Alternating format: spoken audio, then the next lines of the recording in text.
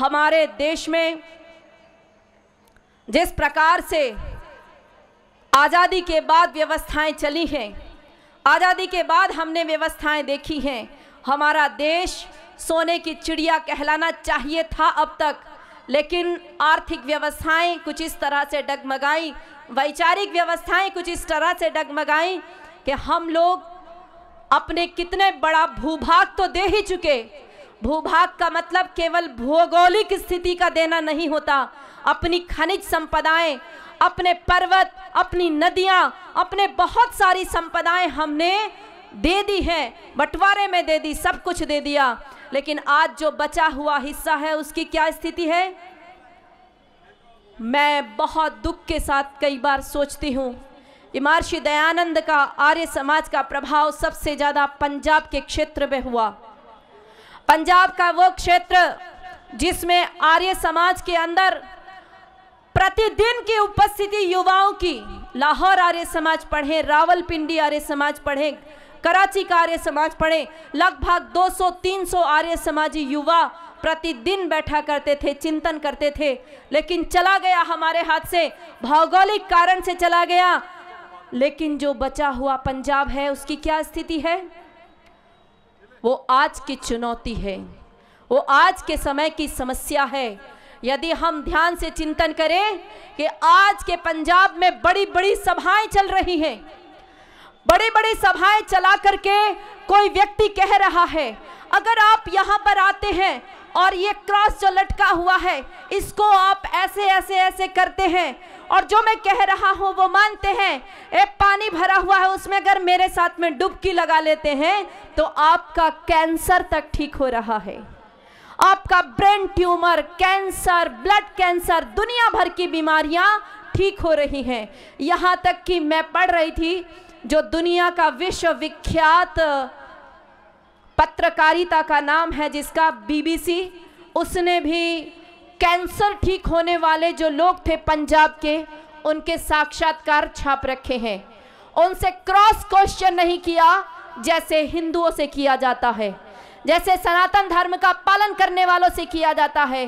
कोई cross question करके देखे कि यदि भारत के पंजाब के लोगों का, दिल्ली के लोगों का ब्रेन ट्यूमर और कैंसर ठीक हो रहा है केवल एक व्यक्ति के छूने मात्र से, वो छू मात्र करता है, वो जल के छींटे मात्र देता है, उतने मात्र से व्यक्ति ऐसा कांपता कांपता, हिलता हिलता अलग तरह के ड्रामे करने लग जाता है और बाद में बाहर आकर के कहता है कि मेरी तो टांग टूट गई थी वो ठीक हो गई, मेरे तो ये हो गया था वो ठीक हो गया। इसका मतलब ये है कि जो लोग पंजाब में इस तरह की कार्रवाई कर रहे हैं, जिस देश से वो लोग संबंधित हैं, उस देश में कोई समस्या होनी चाहिए या नहीं होनी चाहिए? जब पंजाब के लोगों को कैंसर वो एक छू करने से ठीक कर दे रहे हैं, तो आप जानते हैं वेटिकन सिटी के जो सबसे बड़े पोप महोदय हैं वो व्हील चेयर पर हैं, व्हील चेयर पर आते जाते हैं। लेकिन पंजाब का कोई भी ऐसा महोदय जो यहाँ के कैंसर ठीक कर रहा है, सामान्य व्यक्तियों के ब्रेन ट्यूमर ठीक कर रहा है, यहाँ पैर टूटा फ्रैक्चर ठीक कर रहा है, वो जाकर के उनके घुटनों को छू करके इलाज क्यों नहीं कर रहा? सबसे बड़े अपने पोप महोदय जब व्हील चेयर पर आते जाते हैं तो हम चुनौती दें, ये समाज की बहुत बड़ी चुनौती है। और जब मतांतरण होता है तो वहाँ राष्ट्र नहीं रहता, ये समझिए, मतांतरण से ही राष्ट्रांतरण होता है। अगर भारत में सनातन परंपरा को मानने वाले लोग रहते हैं तो भारत राष्ट्र है। जिस जिस स्थान पर भारत की पुरानी परंपरा को मानने वाले लोग नहीं रहते, वहाँ भारत राष्ट्र नहीं रहता। देश अलग होता है, राष्ट्र अलग होता है। देश भौगोलिक सीमाओं का नाम है, राष्ट्र सांस्कृतिक होता है, संस्कृति से संबंधित होता है। भारत की परंपराओं को, सनातन धर्म को, वैदिक धर्म को मानने वाले लोग विश्व के किसी भी कोने में रहते हैं, वहां भारत राष्ट्र रहता है। और भारत के किसी कोने में यदि भारतीय परंपराओं को मानने वाले लोग नहीं रहते हैं तो वहां पर भारत राष्ट्र नहीं रहता है। ये हमारी इस समय वर्तमान की चुनौतियां हैं। बहुत सारे लोग हैं जिनको इस जीवन में, इस धरती के जीवन में कोई सुख नजर नहीं आता। वो चाहते हैं कि जल्दी से जल्दी धरती समाप्त हो और हम किसी दूसरी दुनिया में ऐश करें, हम किसी दूसरी दुनिया में जाएं।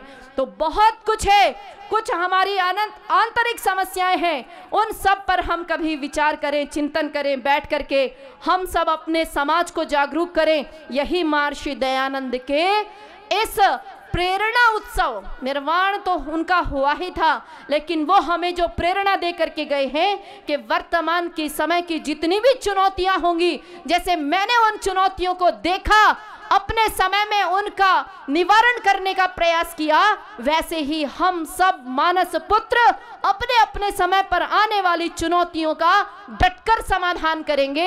ये महर्षि दयानंद की सबसे बड़ी प्रेरणा है। तो आशा करती हूँ हम सब लोग उस रास्ते पर अवश्य चलेंगे। श्री कृष्ण महाराज ने कहा था कि बस कर्म तुम्हारा कल होगा, और कर्म में अगर सच्चाई है तो कर्म कहाँ निष्फल होगा। हर एक संकट का हल होगा, वह आज नहीं तो कल होगा।